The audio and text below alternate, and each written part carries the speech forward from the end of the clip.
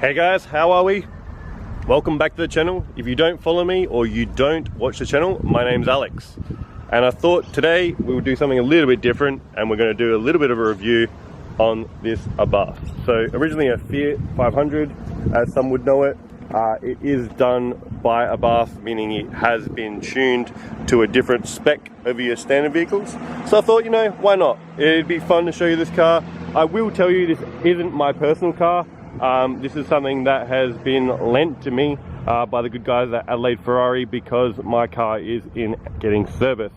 So I thought, why not tell you how good or how bad this little car is. Hopefully there's not much bad, but let's be honest, we'll go through it all. It's got 140 kilowatts, would you believe? This little thing's at 140 kilowatts. It does roughly run around 1.2 bar. That's on the turbocharged motor. That is a turbocharged motor. So that's roughly running around 17 to 18 psi. I have seen the turbo boost gauge go high-ish. Not that I'm giving it a hard time. But it runs about 18 psi, and that's pretty crazy for such a small little car. And as everyone knows, power to weight ratio is king in stuff like this. We're talking a tare mass of roughly just over a ton. So I think it's around 1,011 kilos in this car. And it's easy to see why. There is nothing on it. It is bare shell stuff. We got all the exotic materials you'd find in something of a higher price tag. Leather, carbon fiber, roll cage even. Really cool little piece of equipment. I mean, it's got a lot of boot space, let's just say that. But it literally is probably about as practical as a Ferrari itself. No back seats, roll cage, plenty of room for shopping if that's what you're into. But I would say it's more of a weekend warrior. We'll take a quick look around before we take it out. So your door cards are non-existent. They're now replaced by carbon fiber. You got your typical toe style strap of something this caliber and lightweight. All your seats are actually carbon fiber shell as well. You can release them with this pull cord. So you're talking full carbon fiber seats as well, which is, it's crazy. Like they've gone above and beyond in this car. And it's all sort of on the dash and everything too. So you come through here, the carbon fiber sort of goes through the whole cabin, as you would think it would.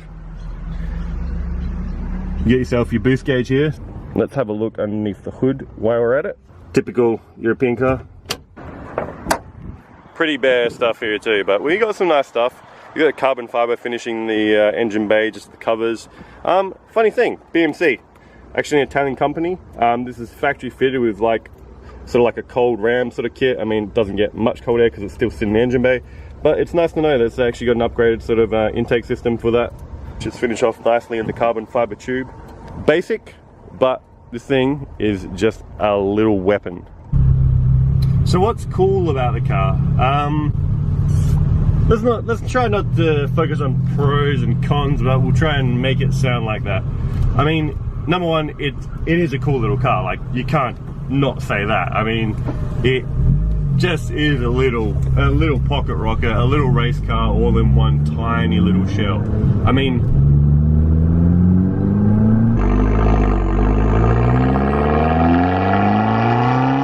you don't get sick of hearing that little turbo spool up, and it spools up quick. Like RPM wise, I'm sort of sitting at 2,000, and as soon as I put the foot down, the they're ready to go. It's ready to go. It's ready to roll. It is a very warm day today, and I will get to the reason why I'm not heaps keen on that part. The car's quick. Like in sport mode, I'm not sure if it actually adjusts the boost pressure or not. It gets up, it goes, it really does. It's not my car to sort of give a hard time to, but you know, even just your general driving, it's got a little guts in every single gear. I was surprised to see that this caliber of car does only have a 5-speed gearbox. I mean, there's nothing wrong with that. I don't think it needs any more of a sort of smaller gear ratio or an extra gear. I didn't find that sort of driving it sort of urbanly in town. It's geared really well. Besides obviously the interior look and all the rest of it, it does have the styling. It still is rather plasticky for the price tag. I mean, what can you expect? It is a bare bones little race car. They're all about lightweight. Now, the only things I have to say that I don't entirely agree on is obviously with the weight saving side of things in this modern day and age. This thing does not come with air conditioning. I know, hey, you just say toughen up, you know, it is what it is. I get that, I'm all for that, but if I'm spending $70,000 to $100,000, race car or not, I need this. I need air conditioning, and I'm pretty sure a lot of you guys out there would probably agree. You can disagree, that's fine. That's what these videos are about. There's no right or wrong answer, but this thing has no aircon. It is 40 degrees today. I don't look like I'm warm, but I can definitely tell you right now, I have the windows up for sound quality, and I am warm, definitely. That's one bad thing. That's the only bad thing I can pick right now.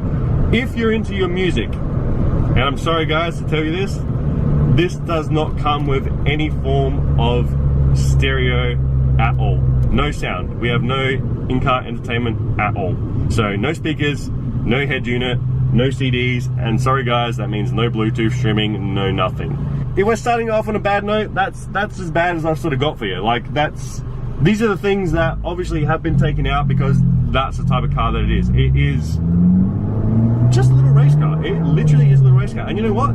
I kind of don't even care about those things. Whether I owned it or not, it literally puts a smile on your face every time you change gear, every time you put your foot down, because it's quick. It's just quick. Like,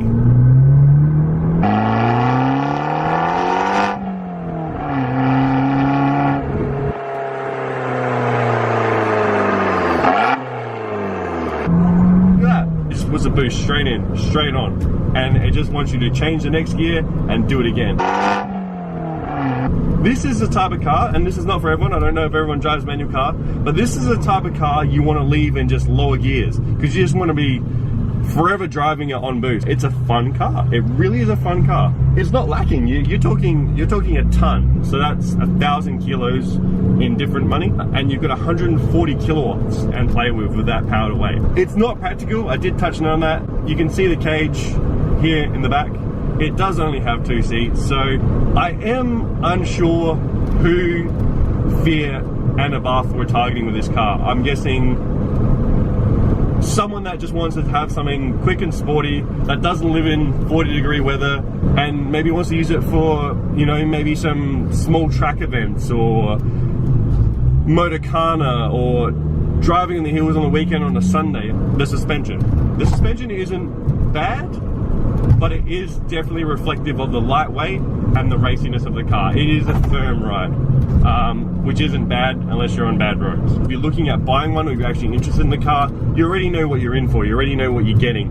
Fuel, look, fuel seems good. Fuel economy is good. I got it with less than a quarter of a tank with a warning light coming on. I put $25 Australian in it, which gave me roughly 18 litres, and I'm almost 3/4 of a tank full. And I basically got all the way from the dealership, which was about 40 kilometers away, with that on the warning light, and it did not move. So depending how you drive it, hey, it's an economical race car. You're talking 140 kilowatts at the motor. It does 0 to 100 in 5.9 seconds, which is no slouch.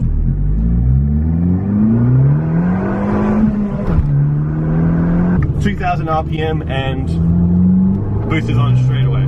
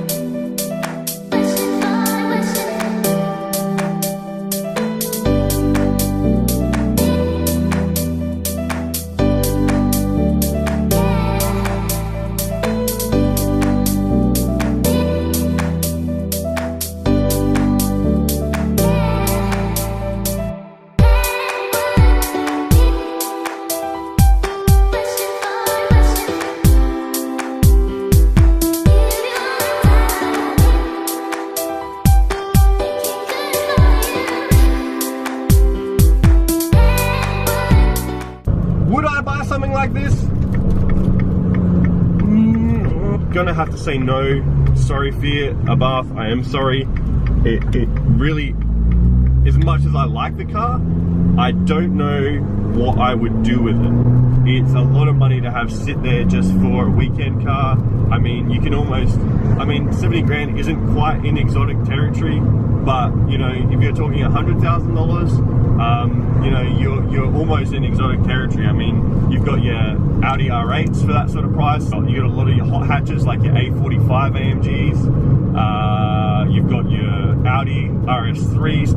These are what I would say pretty well competitive of this in a way. I mean, yes and no. I mean, this is more track orientated than what those guys are, but you know, when you can get something with air conditioning and I would say a lot more creature comforts, it's very hard to know why you would pick the Fiat. Everybody's different. I like different things. You guys like different things. If you're looking at one of these cars, I say do it. Why not? If this is what you want and you like everything about it, it's a cool car. It's a cool car. It definitely is. But this is a very raw car. This is a driver's car. This is like MX-5, you know, excitement, change gears, you know, boost comes on, turn the next corner. This is that car. This is that car, 100%. I like this over, I've driven newer MX-5s, I've driven, you know, more of your lightweight sort of cars that are built like this for this reason. And I like this car. It's definitely way up there. It really is.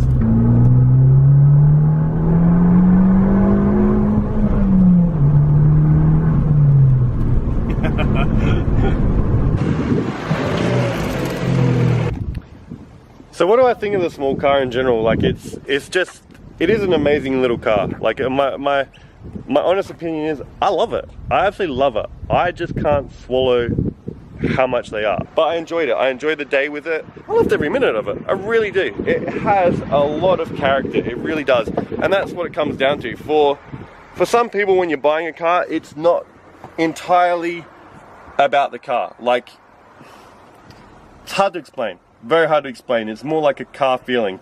They got a bit of soul. Those two little things that annoy me about it aren't the biggest downfall that a car can have.